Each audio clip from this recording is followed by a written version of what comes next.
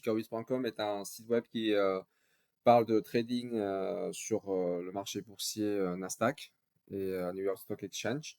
Donc la page login se trouve en haut à droite du site web et on arrive à la fenêtre ici. Donc on enseigne l'adresse email de l'enregistrement et puis le mot de passe. Pour s'enregistrer, il suffit juste de cliquer sur s'inscrire ici au milieu pour s'inscrire et obtenir une période d'essai de 1 mois.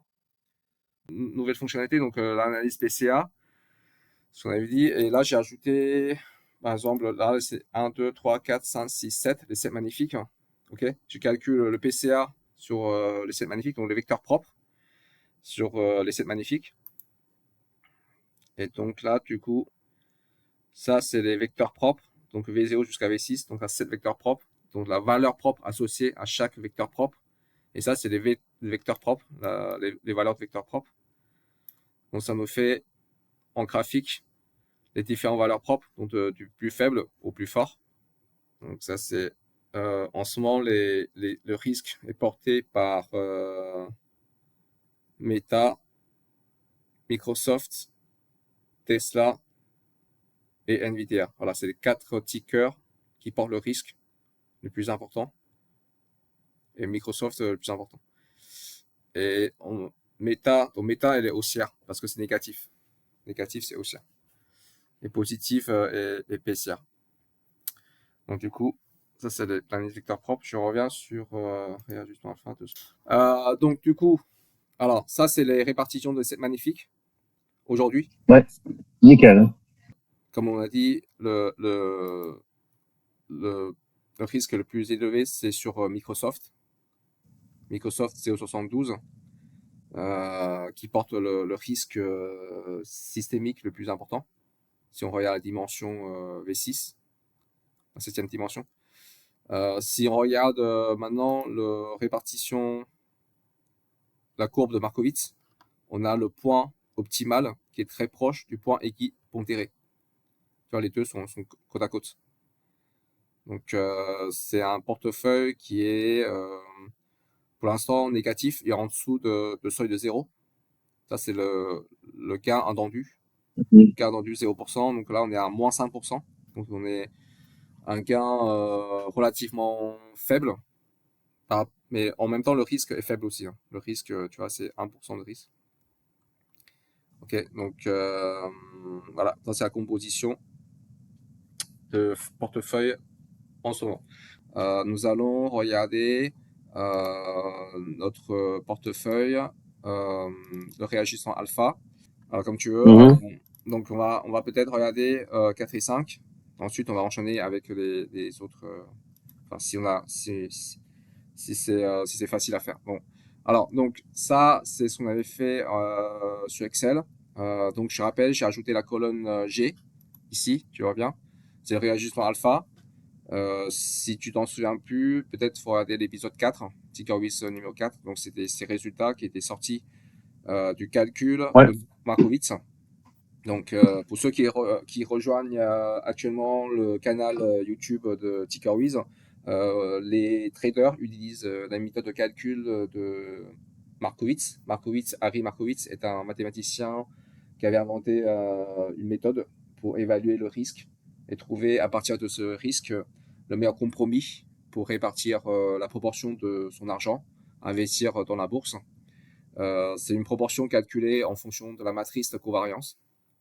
Okay. Donc, je ne vais pas rentrer en détail, on peut regarder l'épisode 4 ou 5 pour comprendre comment ça fonctionne. Donc, voilà. Donc, ça, c'est à l'époque, en avril de l'an dernier, fin avril 2025. Et donc, on avait, s'imagine qu'on avait investi de l'argent dessus. On avait réparti 7% sur Google, 13% sur Microsoft, 2% sur Nvidia, 6% sur Bank of America, 4,4% sur Lilly. Lilly, c'est un fabricant de médicaments, et 18% sur Pepsi et 47% sur Pondéré sur Coca-Cola, et 0 sur les autres. 0 sur Reto, 0 sur PowerCat, 0 sur Apple, Meta ou Amazon. Donc ici, la colonne P, donc c'est 14%. Si on avait investi suivant la stratégie de Markowitz. Donc chaque somme d'argent est associée au pourcentage qui est affiché ici. et la somme fait 3488 $. Donc voilà. Par exemple, 47% de Coca-Cola, ça vaut 1415 $ sur les 3488 $. Voilà, ça c'est la somme. Et ça, c'est le gain. Le gain, c'est 14,9, donc 15%. 15%, c'est ce qu'on avait dit, un nombre empirique qu'on constate sur la moyenne des gains de tous les portefeuilles que Markowitz avait gérés à l'époque, dans les années 1950-60. Et donc, ils avaient trouvé à peu près 15% de gains moyenne sur l'ensemble des portefeuilles. Donc, c'est un nombre empirique, hein. On ne sait pas prouver mathématiquement. Enfin, en tout cas, pas de preuve significative. Donc, à savoir, je prends les 7 magnifiques plus les 7 autres qu'on a ajoutés pour la date du 28 avril 2025. Donc, on va revenir en 2025. Donc, en 2025, c'était mars. On lui donne un mois de volatilité, par exemple. Donc 25, donc avril, 28. Donc voilà, donc du 24 mars 2025 au 28 avril 2025. Et on va comparer la solution. Voilà, la solution de Markowitz trouvée par Tickerwiz et la solution trouvée par Excel. Donc c'est deux solvers différents. D'accord. Donc ici on a l'ensemble des tickers des sous-jacents répartis. Ok. Donc alors c'est pas tout à fait le même résultat parce qu'on a plusieurs minima locaux et ça converge pas vers le même minimum local. Okay, il y a plusieurs minimums locaux. Donc on va regarder. Alors, donc ici, ce qu'on voit, c'est que le réajustant alpha, donc, alors pour faire plus facile à lire, donc on va dire réajustement alpha de Tickerwiz avec la même période, hein, donc la période du fin mars au fin avril 2025. Donc ici, on a Reto 0%. Donc c'est correct parce qu'on a 0% chez Google aussi. Dans Excel aussi. Donc ensuite, Coca-Cola 17%. Pepsi 5%. Ensuite, Pepsi 5%. Goodyear 26%. Powercat 0. Donc c'est normal. Ah, on a 0 aussi à côté. Ensuite, Lilly 12%. Bank of America 5%. Tesla 6%. Nvidia 0. 0%. Attends, on va casser le côté. Ensuite, Microsoft 11%. Apple 7%. Meta 0. Amazon 4%. Et Google 8%. Donc voilà, donc ici c'est simple. On a une meilleure diversification avec le ticker, la liste des tickers trouvée par le solver de Markowitz sur tickerwiz.com. Et ça, c'est la solution de Excel. Okay, donc, elle est un petit peu moins bonne parce qu'on a une surpondération sur Coca-Cola. Ça, c'est pas bon. Ça, à éviter. Ok, ici, là, c'est pas bon. Donc, je dirais que... C'est quand même une grosse différence. Hein. Ouais, il y a une grosse différence entre le réajustement alpha de Tickerwiz et le réajustement alpha de Excel. Et je dirais que celui de Tickerwiz est légèrement mieux parce qu'il n'y a pas de surpondération sur Coca-Cola. Voilà. Ça, c'est un truc à éviter. Et que c'est plus diversifié. Donc maintenant, on va regarder le gain. On va regarder si on a à peu près le même gain. Ok. Donc c'est pareil, là, on va reprendre les calculs. Donc ici, on va prendre les réajustants alpha. Donc au lieu de multiplier par H2, c'est G2. Ok. Donc alors déjà, on va conserver cette table. On va comparer plus tard. Alors on va copier-coller. Hein. Donc ici, collage spécial. Ici, valeur. Donc là, c'est la version originale avec le réajustement alpha d'Excel.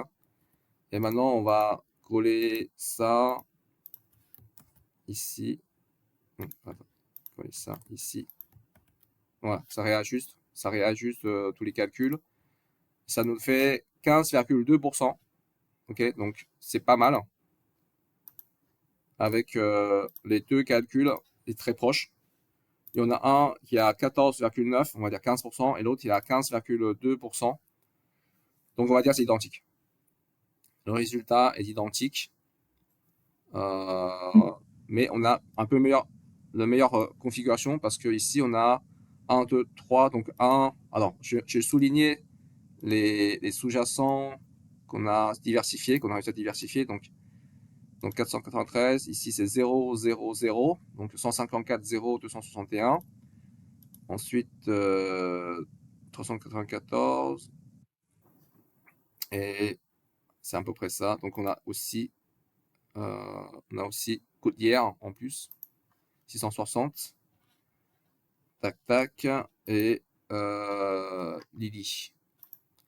Ok, donc on a échappé à. On a liquidé Power 4, on a liquidé Reto, on a liquidé Nvidia et on a liquidé Facebook. Voilà. Ok, c'est pareil que l'autre côté. L'autre côté, c'est pareil. Donc on va arrêter. Attends, je vais le mettre en rouge. Donc, rouge. Les assets, on va les coller ici. Donc on a liquidé Reto, Power 4, on a liquidé Codière, donc ici en rouge. Ici Tesla, on avait liquidé Tesla en rouge. Par contre, on avait un peu de Nvidia, donc et Amazon, Meta, Facebook et Apple. Donc ces trois-là en rouge et Nvidia en noir. Voilà. Donc la différence est sur Nvidia. La différence est sur Nvidia, pas que parce qu'il y a Amazon et Apple et Codière. Voilà, Codière, Amazon, Microsoft. On a Microsoft aussi. Donc voilà, donc la différence, alors je mets la différence. La différence est sur Amazon, Apple, Nvidia et Codière. Voilà. Donc c'est pas exactement la même composition de portefeuille. Ce qu'on voit, c'est que les deux solvers fonctionnent. Alors moi j'ai une préférence pour le solver de TickerWiz parce qu'il n'y a pas de surpondération sur Coca-Cola. Là on est à 17%, c'est raisonnable. Alors que ici sur Excel on est à 47%, ce qui est beaucoup, hein. Ce qui est beaucoup. Et puis non seulement il y a une meilleure diversification, il y a aussi un gain qui est légèrement supérieur. Voilà, légèrement. Donc, on a 15,2%, ici on a 15%. Voilà. Donc 0,2% près. Donc on valide les deux solutions. Les deux solutions sont bonnes. Avec, je dirais, une meilleure préférence sur la solution de TickerWiz, puisqu'il y a une meilleure diversification et moins de surpondération sur Coca-Cola. Voilà, donc ça c'est l'épisode 4. Bon, on va faire peut-être 2-3 épisodes, on va pas faire tous les épisodes parce que c'est long. On va faire l'épisode 5. Dans l'épisode 5, on a changé les 7 magnifiques par 7 autres sociétés. Alors je vous invite à regarder l'épisode 5 qui est diffusé sur le canal YouTube de TickerWiz. Donc on va refaire le même exercice. Donc ici, on reprend exactement sa liste de tickers. Ok. Et pour la même période, 24 mars et 25 avril, ok, on résout l'équation de Markowitz. Donc, alors GS RTR, il est hors listé, hein. Il n'existe plus sur Nasdaq. Okay. Donc là, pareil pour VERF, il n'existe plus sur Nasdaq. Okay, chez NZ, exactement. Donc voilà, c'est bon. Voilà, c'est bon. Donc il y a 3 tickers qui n'existent plus. Donc du coup, ici, on a 100% sur MSGM. À mon avis, c'est jouable. Alors, surpondéré comme ça, c'est risqué, mais c'est jouable. On va regarder. Hein. On va tout de suite regarder ce que ça fait. Donc, on fait le même exercice que tout à l'heure. Donc, on sauvegarde d'abord cette table. Ok, donc on va regarder ce que ça fait. Donc, collage, valeur. Voilà. On va mettre 100%, donc c'est 0 partout. Hop. 38% de gain sur le solver de TicketWiz contre 20% sur le solver de Excel, tout en mettant all-in sur Gmail. Et sur l'autre configuration, on avait surpondéré Coca-Cola à 54%, et réparti sur les autres 22% sur Pepsi. 22% sur Pepsi et 54% sur Coca-Cola. Attends, je mets les assets en face. Mais en pourcentage, ouais. Voilà, Mais en pourcentage, oui. Ouais. Pourcentage. Voilà. Pourcentage. Donc là, on a. Ça n'a rien à voir, hein. Rien à voir. C'est deux solutions complètement différentes. Et le solver de TicketWiz, c'est meilleur. C'est meilleur. Parce que tu vois que. On a 38%. 38% contre 20%. 21%. Sauf que c'est plus risqué. C'est beaucoup plus risqué parce qu'on on a mis 100% sur MSGM. Ouais. Mais derrière le maximum de risque, comme je dis souvent, il y a soit maximum de pertes, mais aussi maximum de gains. Donc, perte ou gain, le monde est binaire. Donc, voilà. Et là, ce qu'on voit, c'est que cette solution, elle est jouable. Même si elle est risquée, elle est jouable. Parce que le résultat prouve qu'on a un meilleur gain, 38%, au lieu de 21%. Donc, on a presque doublé, hein. On a presque 40% pour 21%. Alors, all-in, c'est risqué, mais parfois, il faut prendre des risques. Hein. Effectivement. Alors, on va essayer deux autres. Après, on s'arrête là, parce que bon, c'est long. On va faire allez, 11 et 18. On s'arrête là. On va pas tout faire non plus, parce que bon, c'est long. Non. Alors, épisode 11, c'était déroulé 2 mois plus tard, donc en mai, 26 mai, fin mai. Un mois plus tard, pardon. Donc, il faut régler sur la bonne période. Hein. Voilà, donc, on va dire 24, donc 21 avril jusqu'au 26 mai. 26 mai, voilà. Donc, 24 avril au 26 mai, donc la période. Ok, donc on va faire cet épisode 11. Alors, épisode 11, pour rappel, c'est sur les voitures, la carte graphique NVIDIA. Lumen, c'est un ticker que tu as trouvé. Sur les câbles fibre optique. Voiture électrique. Xpeng, voiture électrique. IBM, c'est IT informatique. Okay. Voilà. Donc là, je colle cette liste de tickers dans le solver de Markowitz. Ce ticker va être très intéressant. Ouais. Ouais. Je suis d'accord. Le 11. Alors, donc, 0 sur IBM, 0 sur Xpeng. Alors, je note ça dans 2 secondes. Je fais comme tout à l'heure, je copie-colle. Hop, collage spécial, valeur. Voilà, je mets les tickers en face. Oups. Ticker en face. Voilà. Donc, ici, ok, 42%, c'est Jelly, on a dit combien? 29 au lieu de 42. Ensuite, NVIDIA, c'est 40% au lieu de 33. Ensuite, Lumen, 10% au lieu de 6. BYD, 20%. 20%. Et les autres, c'est 0. 0, 0. Ça nous fait un gain de... Alors, il faut actualiser les colonnes. Ça, c'est OK. C'est vrai. 126 $, 87 $. OK. 431 $. Ah, ça, il faut actualiser. Plus-value. C'est pourcentage. Donc ici, c'est 126 fois c'est un pourcentage, 58%, donc variation. Donc 1 plus la variation. Alors ça c'est un pourcentage. Ça c'est un pourcentage total. Non, c'est ici. Le pourcentage c'est 13%. Donc c'est M2. Voilà, M2, 109. Voilà, c'est ça. Ensuite, ça c'est la somme. Somme de ça. Ça me fait 18% de gain. 18,57. Voilà, ça nous fait, on va dire, 19%. 18,57.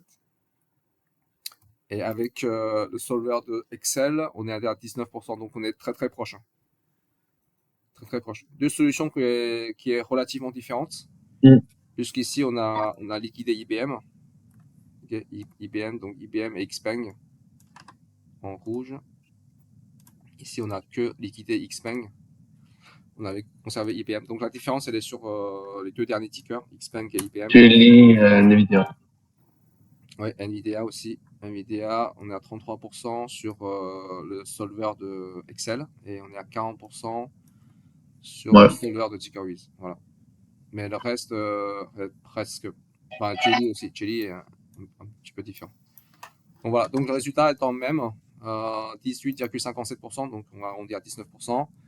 Et l'autre est à 19,22%, donc à moins de 1% près. Donc on valide la solution de ce solver. Je trouve qu'elle est bien, même si c'est relativement différent. Alors, le dernier portefeuille, c'est celui-là, sur la conduite autonome, TickerWiz épisode 18. Donc, c'est encore 2 mois plus tard, donc 21 juillet. Ok. Donc, sur la conduite autonome. Alors, ensuite, hop, on colle.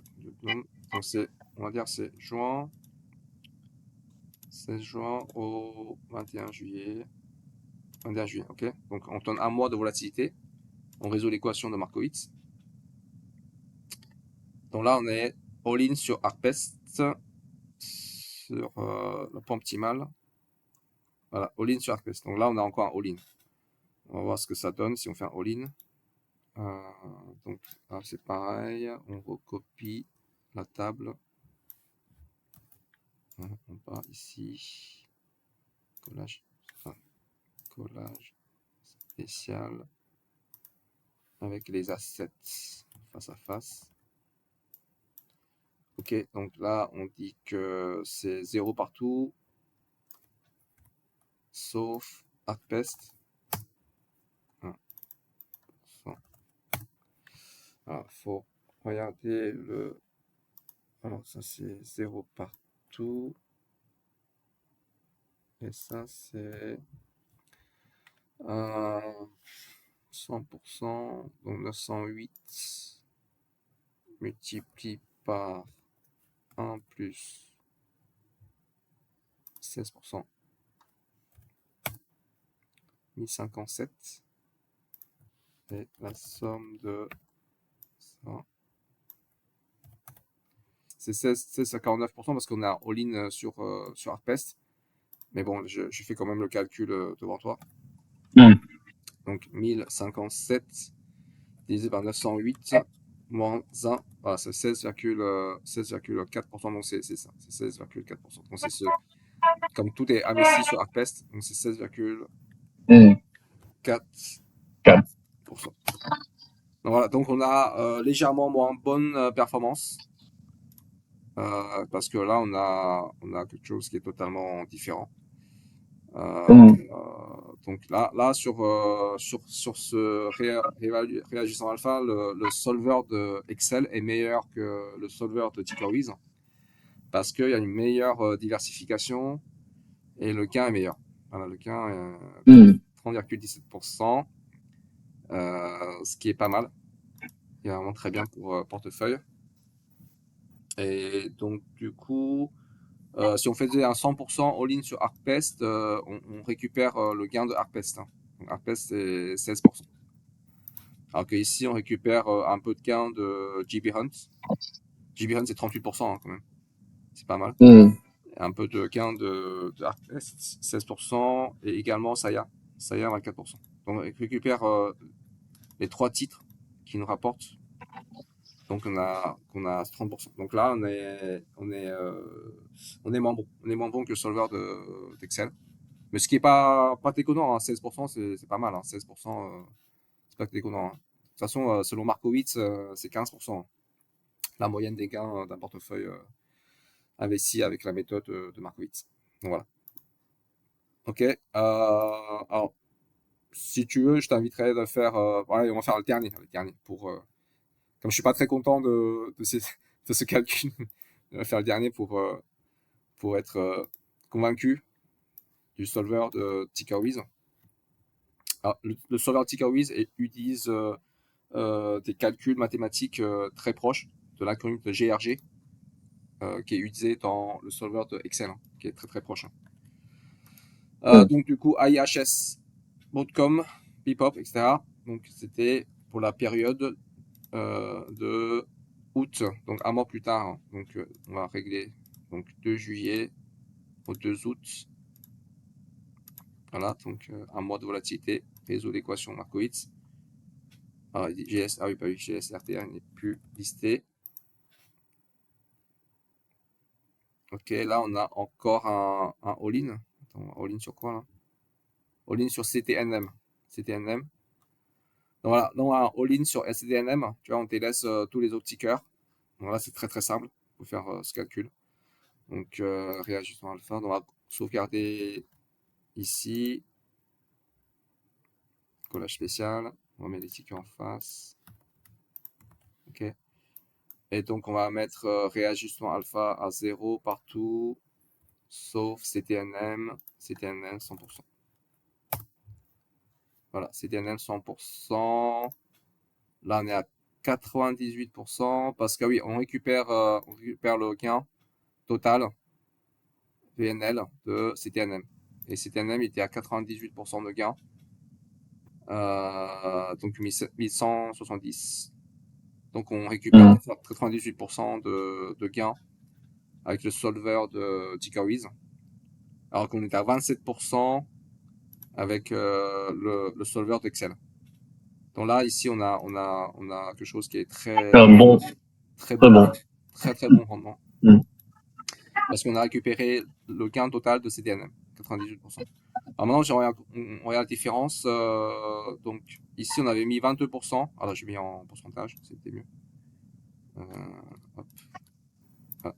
C'est mieux. Donc là, CTNM était à 23%. Alors il est à 100%. Et on a CCEP et AFCO, donc Broadcom. Donc Broadcom, c'était 19%. Et CCEP était à moins 8%. Ouais. Donc du coup, le all-in est une bonne stratégie. Hein. Le all-in est une bonne stratégie. Par exemple, toi, tu es un être humain. Un être humain a tendance à Pardon? un être humain a tendance Oui. à vouloir concentrer ses efforts financiers sur un seul sous-jacent. Enfin, ça c'est un comportement humain en fait, en réalité. Et ça, le solver prouve que c'est une bonne solution. Concentrer tous ses efforts économiques sur un seul, ouais, sur un seul sous-jacent. Donc la différence eh bien, entre deux portefeuilles, c'est une surpondération de CTNM trouvée par le solver de TickRWiz. Alors, en termes de diversification, le solver d'Excel est meilleur, mais en termes de rendement, de gain, le solver de TickRWiz est meilleur parce qu'on a 98% de gain contre 27% de gain trouvé par le solver de Excel. Okay. Donc là, on est assez content. On est même très content. Le solver de TickRWiz fonctionne. Alors moi, ce que je trouve, c'est que dans ces genres de répartition de portefeuille, all-in. Le solver de TakeAways, il est beaucoup, il a aussi une tendance aussi à risque. Exactement. Mais les gains sont soit égaux au solver d'Excel ou supérieurs. Exactement. C'est exactement ça. En prenant plus de gains, de risques, on a plus de gains. C'est vrai. C'est vrai, c'est ça. C'est absolument vrai. Parfois, c'est contre-intuitif parce que, comme dit Markowitz, le but de la vie, c'est minimiser ses pertes, pas forcément Oui. optimiser les gains. Mais quand on applique la formule de l'équation, la résolution de l'équation de Markowitz, parfois on arrive à ce genre de situation où on a maximisé le risque, mais aussi on a maximisé le gain. Sur ce TNM, c'est le cas. Sur ces TNM, on voit qu'il y a 98% de trade profit possible en basant sur la volatilité, on calcule des volatilités. Donc voilà. Donc ici, ce qu'on voit, c'est par exemple ici, à l'époque, le rendement attendu est de 38%. Or, on a vu que c'est 98%. Donc la réalité dépasse la projection. La réalité dépasse la projection. Voilà. La réalité, c'est qu'aujourd'hui, on ne sait pas, on connaît pas l'avenir. Enfin, l'avenir, on ne connaît pas. Et selon le calcul de Markowitz, cet avenir, enfin à l'époque, hein, pour juillet, août 2025, était de 38%. Le gain attendu de 38%. Alors, on a atteint 98%. En janvier. Donc, on a surperformé le gain attendu de presque 3 fois, hein, 2 fois. Ouais. 2 fois. Donc 98, donc 98 divisé par 38. 2,5. Ouais. Voilà. Exactement. Donc c'est très bien. C'est très bien. Donc on va conclure. On va dire que le solver de l'équation de Markowitz sur Chicago fonctionne. Marche. Et marche. Carrément. Super. Ouais. On est super content.